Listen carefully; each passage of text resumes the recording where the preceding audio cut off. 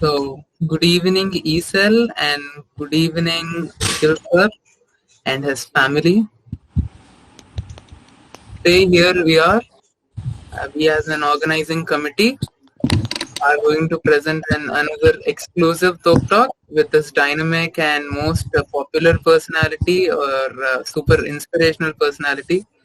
This is something that is coming not only coming out of my mouth. That is because I have read all uh, about Sir in Google. There were about 7 to 8 links that Shravan Sir and Nivedita shared to me, and I read about it. And Akhil Sir is somebody whom you can just Google and come to know about him. He's so famous. He has completed his LLM from the capital city of Scotland, Edinburgh, UK. His LLM in human rights, and he completed his undergraduation from Pune. And Akhil sir is somebody who is one of the beginning people, 16th person to get COVID in India. But still, he was so confident, he was so strong that he recovered soon. And there are many other things to tell about him. Before that, we are going to have the invocation by Apurva. This is who we are.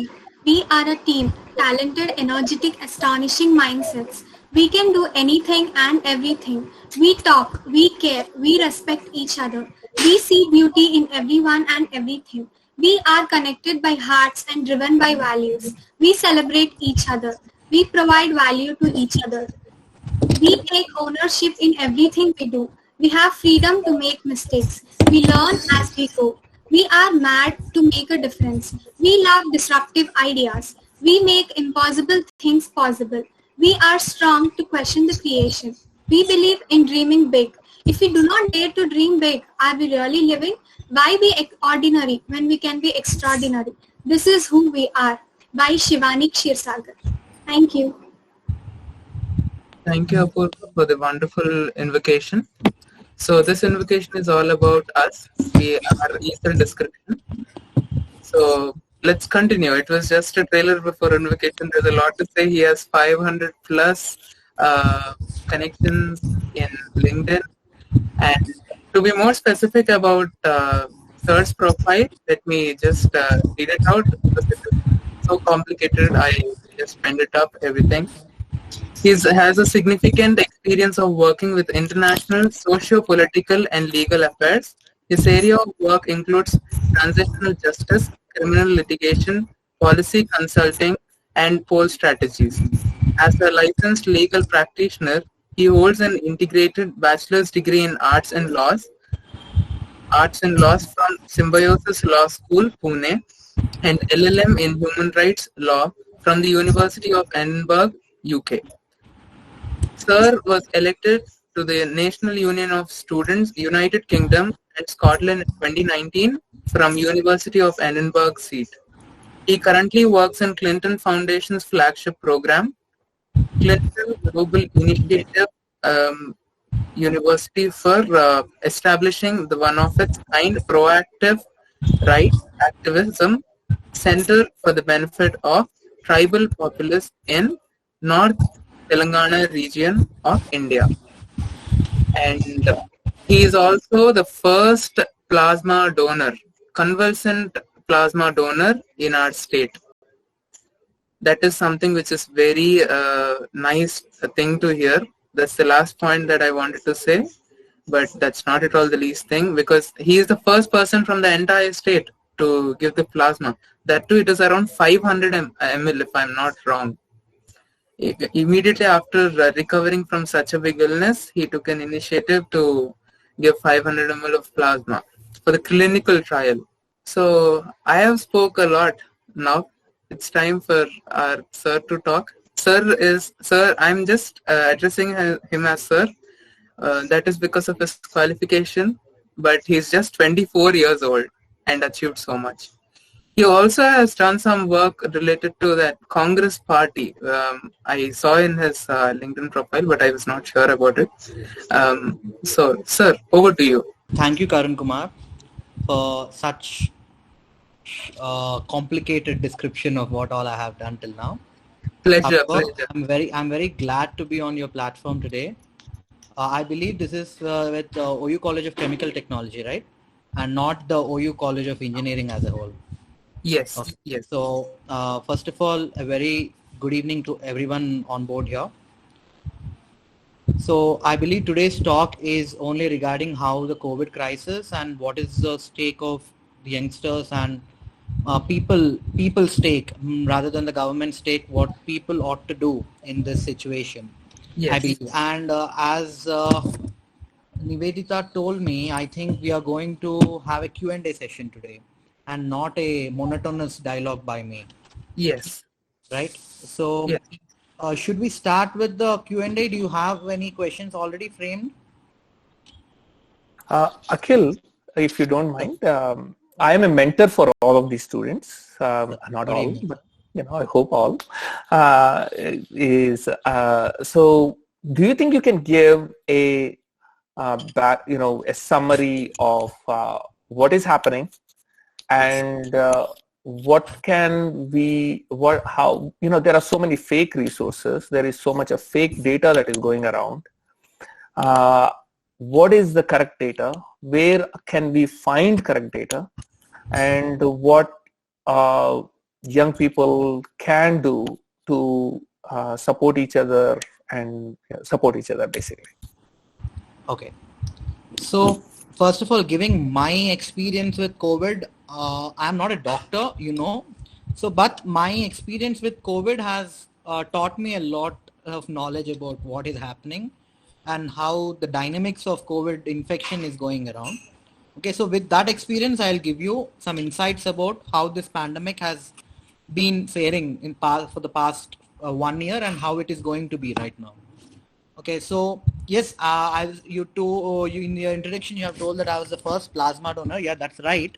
But at the time when I donated plasma, none of us even know what plasma was. Okay, even to date, a lot of people still do not know what plasma is.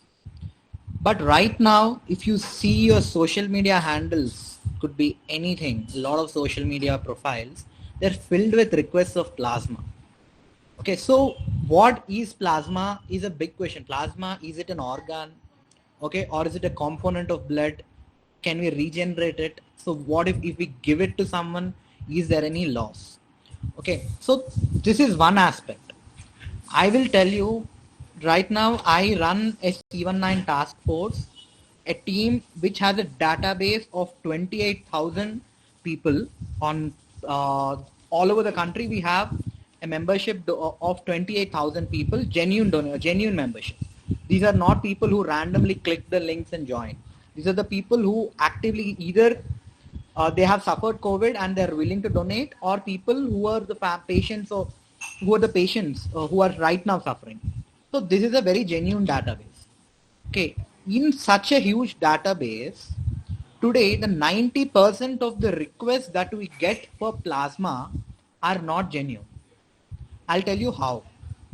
Okay, every single request that you guys do you agree that all of you are seeing requests for plasma on WhatsApp, Instagram, Facebook, everywhere? But let me Yes. tell you, 90% of those requests are invalid as of today. I'll tell you why. Okay, so the last year when I have donated convalescent plasma, I was the first person, but at that time, what was happening is clinical trials of convalescent plasma as per the guidelines given by the Indian Council of Medical Research. So this clinical trial was taking place in 32 centers all around the country, in which Gandhi Hospital was one of the centers. So it was a trial site. Out of the trials that was conducted, the data is right now published. It is not only published by ICMR, it is also published by various journals, reputed journals like BMJ, British Medical Journal, Lancet. So these are very medically very reputed journals internationally. So these journals have published data telling plasma does not reduce mortality rate in COVID. Plasma does not. If at all it does, it is only before 7 days. That means from the onset of illness. I'm not even telling from the date of positivity. you might test positive at a later stage, but that doesn't matter. So only count from the date of onset of illness, from then 7 days. If it exceeds 7 days, what happens is your disease condition will go to moderate stage. Only when it is in early moderate condition, when the disease is in early moderate condition, that is the only time period when it is clinically proven that plasma will show some impact on the person, the patient whom it is being transfused to. So this is scientific. So there are two types of evidences. One is anecdotal evidence, one is clinical evidence. Clinical evidence or empirical evidence as we call in general terms. So the clinical evidence is what we have to rely upon as people who believe in science. So as we are all people who have certain scientific temper, we ought to believe in what science suggests and not something which is in general trend. Okay, so today, unfortunately, a lot of doctors and hospitals are also relying upon anecdotal evidence with which they say, no, plasma is working, absolutely working. But if it is working, we do not see any evidence of it working. Okay. So there could be, I would not want to say it, but there is a lot of commercial aspect involved in it. I see private hospitals billing people for almost 50,000 for each single plasma therapy. Okay.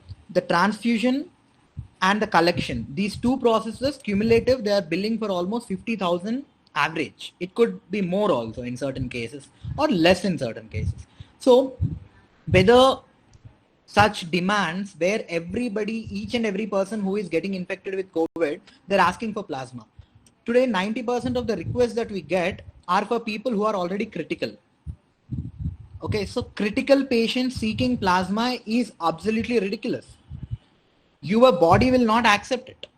And this, I'm talking according to the guidelines issued by ICMR, again based on the trials. So when we get the request, we clearly tell, sir, your patient will not get any kind of benefit with plasma. Instead, after recovery, their kidneys might get affected at a later stage. But how am I telling all of this? I'm just telling all of this after reading something which has been published. Okay, because I myself, when the clinical trials were happening, we have coordinated thousands of plasma donations all across the country, thousands. Okay, but right now, when those donations are analyzed and how high they have fared, it is evident that they do not work. Okay, keeping this aside, this is one kind of major work that we have been doing. Apart from that, we have two other roles. One is telemedicine services.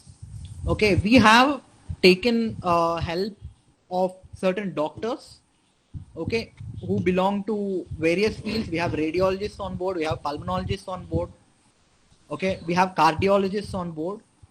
So according to the calls that we receive, we schedule a call with the doctor at the available time and we give them the telemedication. Okay, we give them along with the prescription.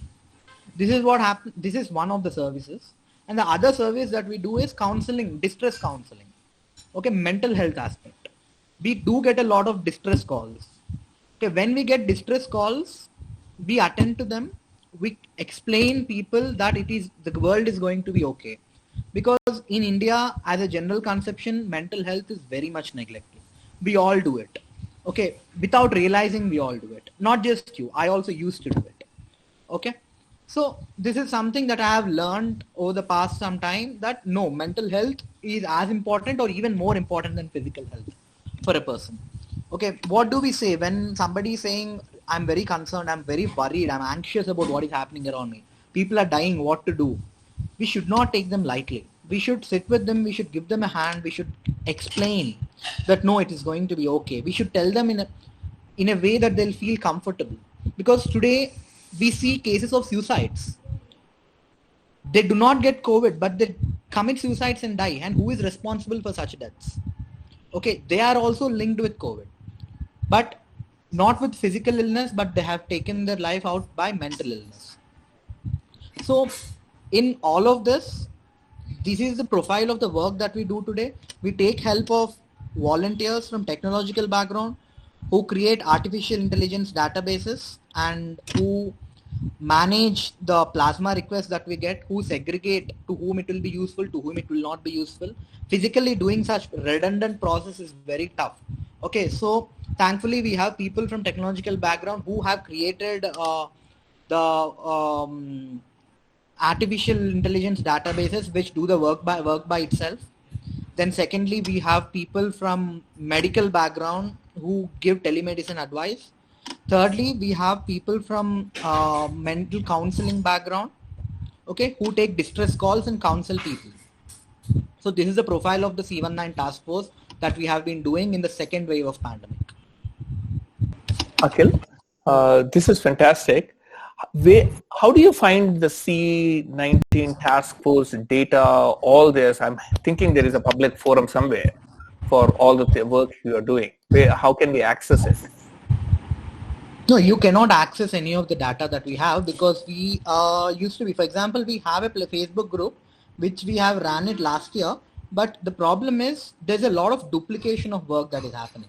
What happens is when you're physically working on a single plasma request, Hyderabad police plasma team is working, Rachakonda plasma team is working, Cyberabad plasma team is working, C19 task force is working. So there's a lot of duplication of work happening, which is utter wastage of resources. Absolutely. At this stage, we do not want to waste resources. So what we do is we take that request, we put it on our database. Okay. Honestly, I don't know how that that algorithm works because I do not have knowledge on the software. Okay, but our software that we are using is a very minimalistic software, but very efficient. What we do is we enter the details, we enter the geographical location. So when the details, first of all, it filters through a criteria. And I have to tell you, 90% of the requests go out of. They get rejected by our database. And we do not try to alter it. Because we are not going to work on emotions where people tell that, sir, my patient is very critical, please give him plasma. I would not want to. Because yes, your patient is critical. I'm not going to give him anything and everything that you ask. Okay, the ultimate aim is to save the patient, not give him whatever you want. Okay, if I have evidence that plasma is going to hamper your patient's health and not help it, I will not give you a connection of plasma. Let your doctor believe it, let your doctor do not believe it. I will rather depend upon a centralized protocol given by the Indian Council of Medical Research rather than some XYZ hospital belonging to some XYZ area of Hyderabad. Okay, because I better rely upon the qualification of the ICMR rather than the qualification of the doctors. Okay, so 90% of the requests do get rejected. So our search happens with only 10% of the requests, which we find it to be genuine, which we think are in the condition where the plasma would help. So in that geographical area where we have donors, it will automatically show a potential match. Okay, so when we show a potential match, again, one important aspect is we do not directly link the donor and the patient. We do not do that. The donor will not know to whom has he donated. The patient will not know whom did they get the plasma from. These both identities are absolutely hidden. The reason I'll tell you. Last year, we were directly connecting the donors and the patients. What happened? There are 5 people here. Okay. You all want plasma. I have only one donor. When I give it, that information is going everywhere. One of you is offering him 1 lakh rupees. The other person is offering him 2 lakh rupees. The other person is offering 5 lakh rupees. The donor is going to a person who is offering 5 lakh rupees. Okay. So there's black market coming out of it, which is illegal. Okay. So we do not want to help that happen. Okay. So in order to cut this black market, we have started disconnecting donors and the patients. Until the case is solved, our volunteer will be directly handling the case and we will coordinate till the person goes to the hospital, donates it, till the transfusion is done, then we close the case. Done. Nice. That's how it works. So Akhil, but suppose say you want to put a request. What is your, how do someone put a request? Yeah, we have a mobile number and we have an email address. You put the request. What happens is one of our volunteers will register the request on the database automatically. You do not have to follow up. We do not answer phone calls. I will give you the phone number. Okay, you can. So you don't have a website then? No. We don't have a website. See, what happens, sir, is the more you build it up, as of now, I don't need more publicity. Okay. I don't need more reach, because right now itself we are very overwhelmed. Okay. We keep getting messages continuously. Okay. So if we have no resources to extend our help. Okay. Okay, so right now to the people whom we are serving, we are not able to serve them also with the resources that we have.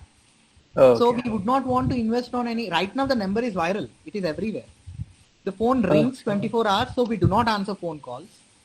Okay, because Right. when you answer a phone call, you will have It's to over. listen to the patient for a lot of time. Yes. Okay, it kills our time. Yep. Instead, so we strictly do not accept any calls. Yep. You put us the message, even the telemedicine, you put us the message, any language is fine. Okay, you put us the message, you will look into it, we look into the seriousness, we will call you back if required. Right. So our phone number, you put in because I think WhatsApp is more accessible to everyone than website. I think it's easier to put in a WhatsApp message than logging into a website, filling in the form. Right. So we are more user friendly. Our structure is more friendly. We do not have a lot of complicated and sophisticated features. Nice. Why I was saying is, if there is a website, you could say, convalescent plasma is not working. It only works in 7 days. So basically, some of the requests might go away if you have a simple website which takes care of these are the website links you can look at. Because I am looking at first of all, I paid zero attention for almost a year on COVID. The day we got information that COVID is here, and people were going into the stores and trying to buy as much as they can, and I told my wife, we are not doing anything, we are not buying anything. We have enough stuff in our home, and we will be able to survive using basic means for about maybe even a month. So if things are really bad in a month, a lot of people will have more problems than we do. So I am quite clear that I have the mental capacity to be stronger than many other people. So I did not go on a run on the stores.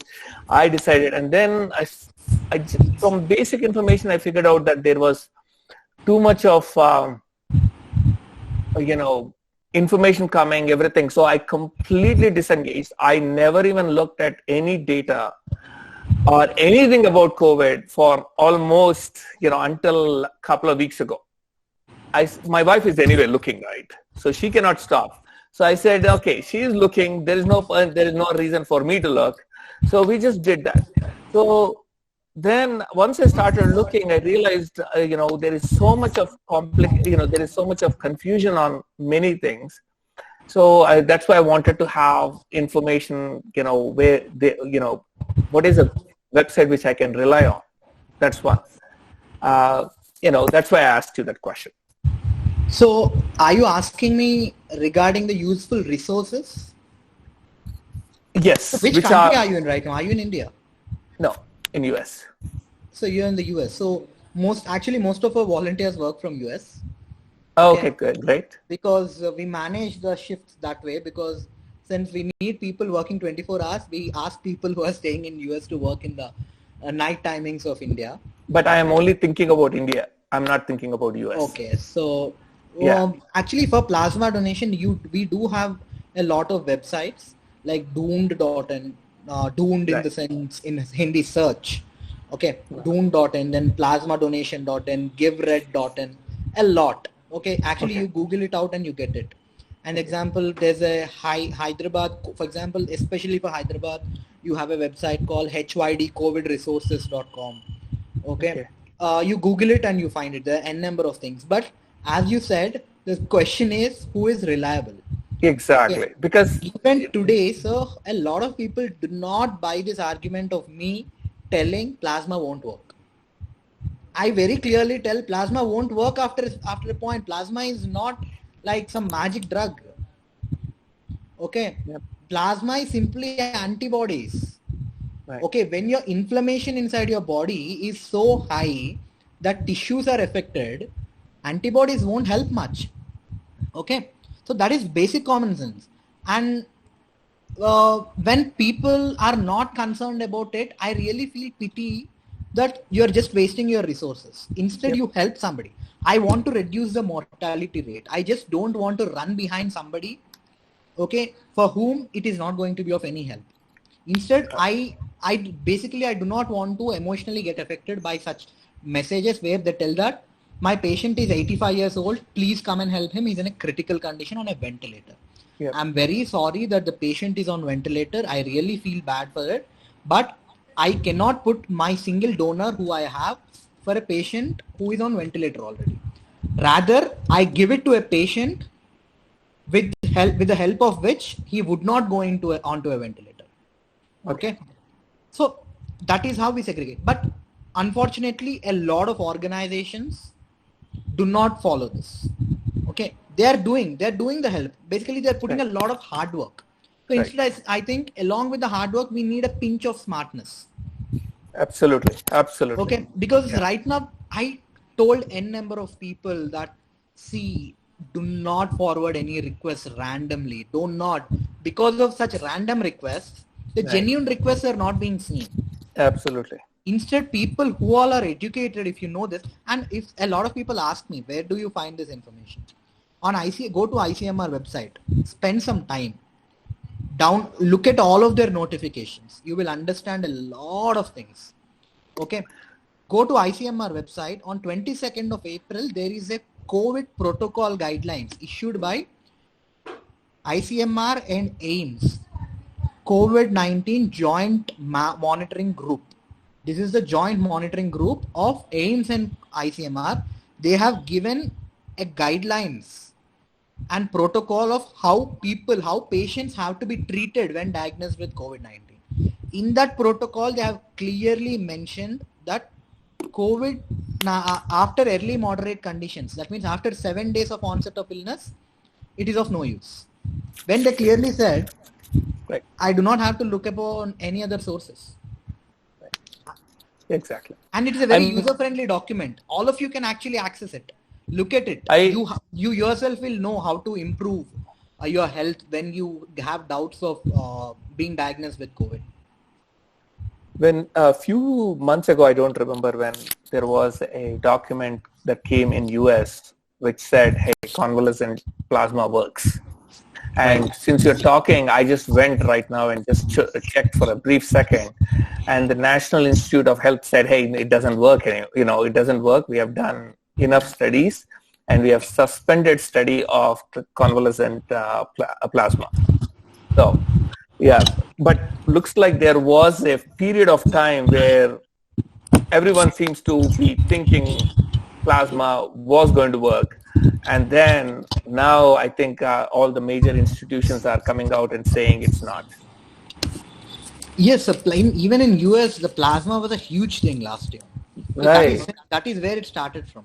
Okay, plasma was huge, like plasma donation. But right now they have completely discarded plasma. Okay, because they are going as per the evidence. They are going as per clinical evidence. But unfortunately, we are not. I only wish we have a centralized protocol. We have a centralized guideline system where hospitals follow what it is supposed to follow. Yep. But unfortunately, we are not doing that.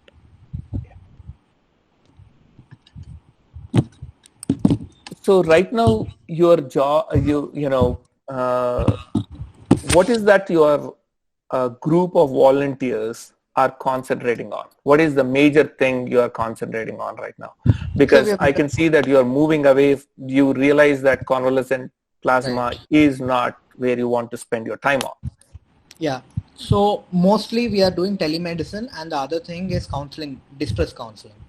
Very nice. Okay, because we really want to prioritize distress counseling at this time, because today we have a case where it's a very heart-wrenching case where the son and father both have been diagnosed with COVID, and the father, though has mild symptoms, committed a suicide and ended his life.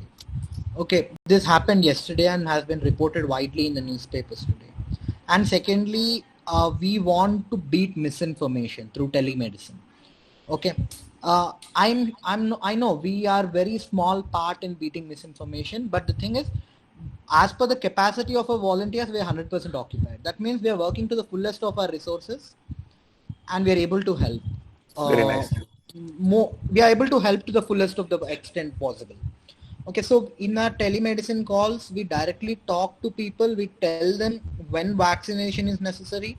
For example, right now, the COVID second wave has hit in certain phase where a lot of people have been vaccinated for the first dose, and the COVID hit them then.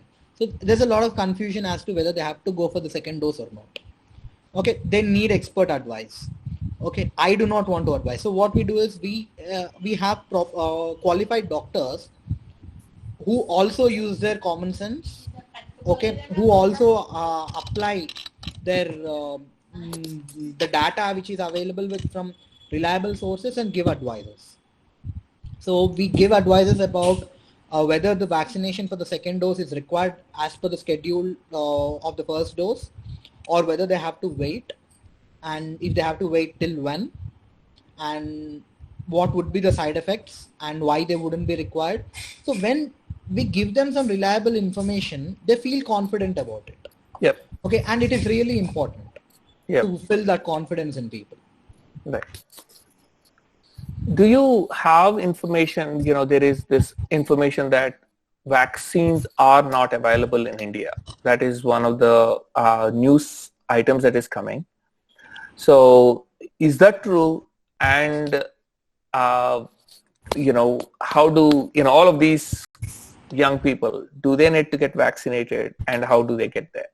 Of course, sir, that is very much true information that India is running short of vaccines. Okay, we are running short of vaccines that are indigenously developed as well. Unfortunate that the government had no pre-planning of how much would we require by a certain time.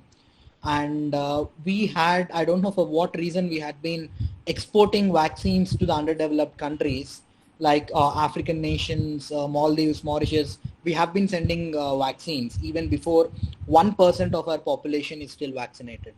Okay, we have done that. Okay, and people have celebrated that as well at the time where economists and policymakers did actually warn that this is not the time you export.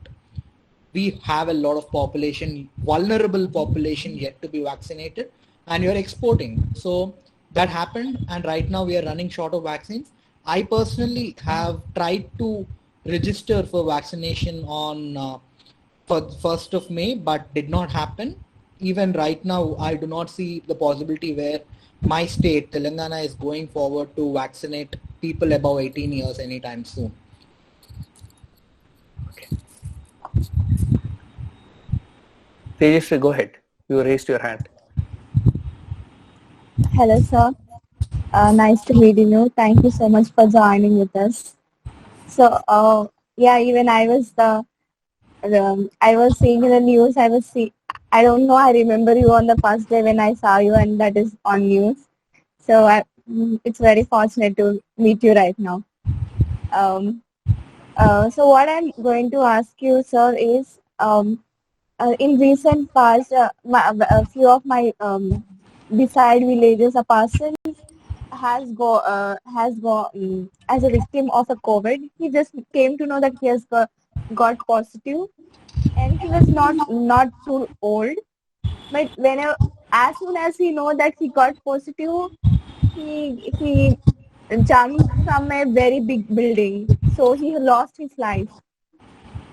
In the same way, one of the another village where a grandma, she got COVID, and somebody has told that you will be digged, and you will be what is that, cremation work will be happen by this JC, they will dig that, and you will be put in that with that help, and no one will take care of you. So whenever she listened to that, she immediately took and she tied to a fan. So this was the two cases which was really hurt me, because how people are not mentally healthy.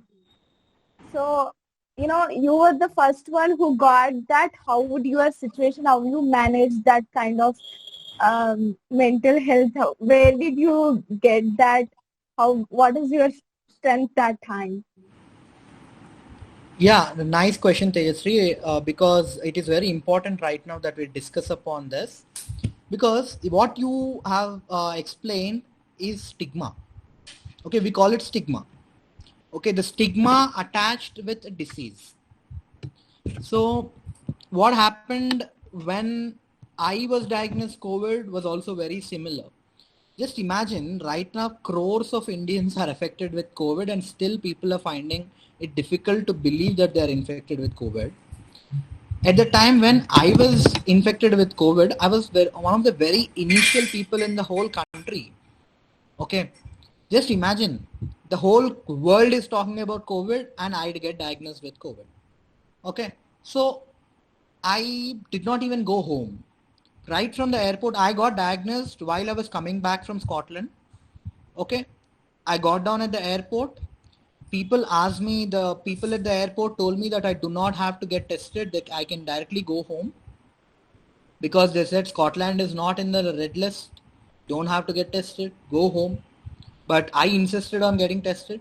So when I went to Gandhi Hospital, at that time Gandhi Hospital was the only COVID facility in the entire state. No question, however rich you are, there's nothing else that you could do. Okay, so I took all my bags. I went to Gandhi without meeting anybody. Okay, I stood there. I convinced them why I had to get tested. I told them what is the concept of herd immunity. I told them that Scotland was going through a very foolish technique called herd immunity at that stage. Okay, I don't know whether they understood, but they tested me. But when they tested me, while I was going into the COVID ward, suspects ward that was, I actually heard people talking that people who are walking into this would not come out alive. Okay, that is what people were discussing and I had to go. There is no other option. Okay, I stayed in Gandhi Hospital for 15 days. I did not see a single person's face because everybody was decked up in PPE kits. Right now, nobody is caring about PPE kits, but at that time, PPE was a huge thing. If you have COVID, you and people around you should definitely be in PPE kit. So mentally, it was very depressing. Okay, I had to see people whom I was talking today in the morning. By night, they were dead bodies, literally. Okay. So I had to see people being wrapped into the bags, zipped, closed, and this all at a stage where I do not know. See, because the same person who I spoke to in the morning, okay, he was elderly, he's 50, 55 years old. He also came from some country. Okay, he was fine in the morning. By night, I don't know, nobody knows what happened. He died. Okay, this continued. Every day people started dying. Okay, so just what would I think? Would I believe that I would go out alive, though I'm very healthy? No, and unfortunately, I could not even share this with my family because they themselves are under distress. Like, oh my God, what is happening? So I know I was very mentally strong to deal this situation, but I do know a lot of people would not be so mentally strong. I've seen people crying, sobbing that why did they get this disease? They thought it is such a bad fate upon their head that they got diagnosed with COVID. But they did not know that the whole world is going to get COVID in few months. Okay, they thought it's such a bad fate for them that they got COVID. But right now, does anybody actually care in a few communities? Nobody cares. Oh, you got COVID? Oh, fine. I got it last week. You'll get it next week. Okay, that is what we tell. Okay, I got it last week. You get it this week. So we do not care. But this depends upon community to community. The community, the education, depending on education of the community is involved. The awareness of the community is involved. How much they are aware about this. Okay, so it is our responsibility that we give them enough support. It is our responsibility that we lift them up from such distress. Okay, and tell them, no, it is okay. We have to make the situation as light as possible. Because in COVID, there is no physical suffering for a lot of people. A lot of people get rid of it asymptomatically. But there is a lot of mental suffering involved with everyone. Okay, it is the responsibility of the people around them that they comfort them. Right. Sir, still I am thinking what were the things which raised in your mind on that type of situation? How you being that strong in that time? I want to really know what you have been thought in that time. I really cannot describe what was going through my mind. I just knew that I would be fine. Okay. I never thought that something would happen. See, the only difference is that I'm sure a lot of you would have been tested positive by now. Okay. Either in the last wave or this wave, a lot of you or people around you, it's nothing, no big deal right now. But we are only talking about it, about my case, because I was one of the early patients. Okay. This thing that I went through, the virus was same, but the mental suffering, the intensity of the mental suffering was different. That is the difference that I had from your scenario right now, where it is very normalized. At that time, everybody's attention, it's really not good when you have a lot of attention upon you. It's very difficult to handle attention. We think that I want to become famous, but when you do actually become it, it gets difficult to handle it.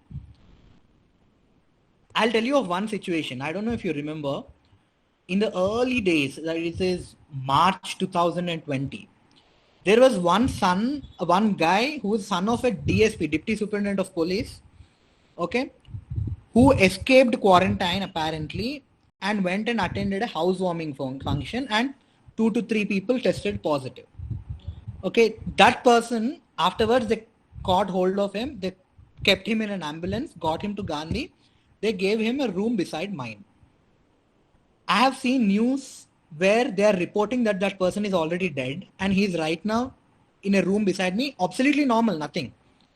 Okay, so the news was going around that that person is dead. Okay, so here misreporting.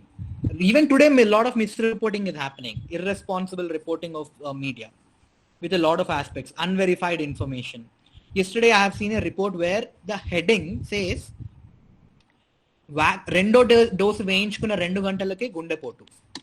Okay, who told him that the heart attack is because of the second dose of vaccination?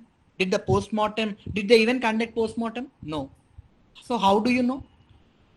Actually, such reporters have to be sued with criminal charges of intimidating people.